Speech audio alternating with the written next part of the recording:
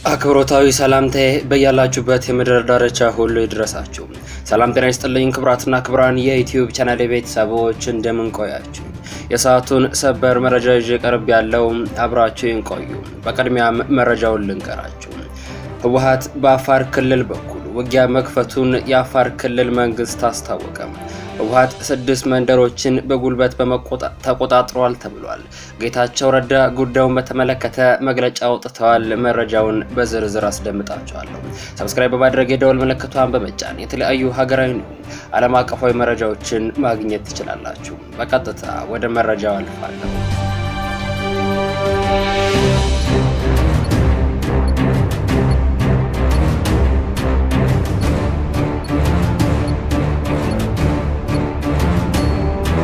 ህወሓት የፕሪቶሪያውን ስምምነት በግልጽ በማፍረስ ውጊያ ጀምሯል ሲል የአፋር ክልል መንግስት መግለጫ ወጣ። የህወሓት ቡድን በትላንትናው ዕለት በአፋር ክልል ወሰን ውስጥ በመግባት 6 መንደሮችን በጉልበት በመቆጣጠር ንጹሃንን በሞርታርና በዙ 23 ደብድቧል ሲል የአፋር ክልል መንግስት አስታውቋል።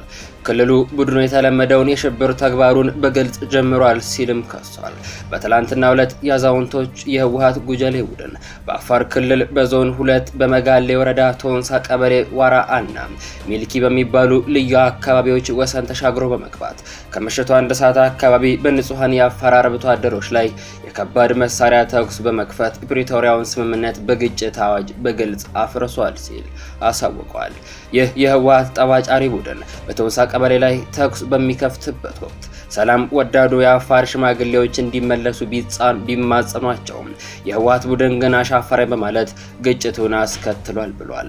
ይህ ከትላንት ጥፋቱ የማይማረው ተስፋ ቢሱ የህወሓት ቡድን ከድርጊቱ በአስቸኳይ ካልተቆጠበ የዜጎች ደህንነትና የወሰናችንን ክብር የማስጠበቅ እንዲሁም ራሳችንን ከማንኛውም ውጫዊ ጥቃት የመከላከል ኃላፊነታችንን እንደምንወጣ እንገልጻለን ሲል የአፋር ክልል መንግስት አስጠንቅቋል። ይህ በእንዲህ እንዳለ ደግሞ ጥቂት የትግራይ ኃይል አመራሮች በሻዕቢያ ትዕዛዝ ሰጪነት በፌዴራል መንግስት ላይ ትንኮሳ እንደጀመሩ ይህን ትንኮሳ እንዲያቆሙም አቶ ጌታቸው ረዳ አሳሰቡ።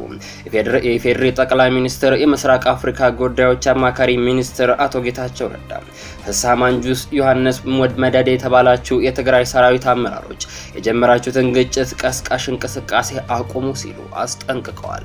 ሚኒስትሩ ኋላ ቀር ቡድን ሲሉ የጠቀሱት የህወሓት አመራር የፕሪቶሪያ ስምምነት ለመቅደድ ሁሉም አይነት ትንኮሳ ቢፈጽምም የፌዴራል መንግስት ያጸፋ ምላሽ ከመስጠት ተቆጥቧልም ብለዋል።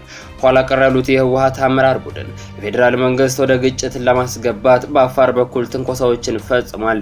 ይህንንም የአዛዡና ጌታቸውን ሻዕቢያ አጀንዳ ለማስፈጸም የተደረገ ነው ሲል ገልጸዋል። በአፋር በክልል በኩል በፌዴራል መንግስት ላይ የተደረገው ትንኮሳ ጀነራል ፍስሐ ማንጁስ እና ጀነራል ዮሐንስ መደዴ ናቸው የመሩት፣ ማቆም ያለባቸው እነሱ ናቸው ሲሉ ማሳስበዋል።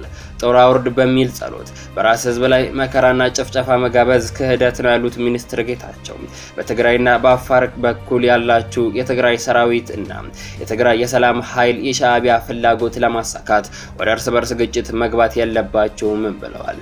ለትግራይ የሚያስብና እርባና ያለው ሰው 3ኛ ዓመቱ ያስቆጠረውን የፕሪቶሪያ ውል ከወዴት ደረሰ ብሎ መጠየቅ ብቻ ነው የሚያዋጣው ሲሉ አቶ ጌታቸው ረዳ ገልጸዋል።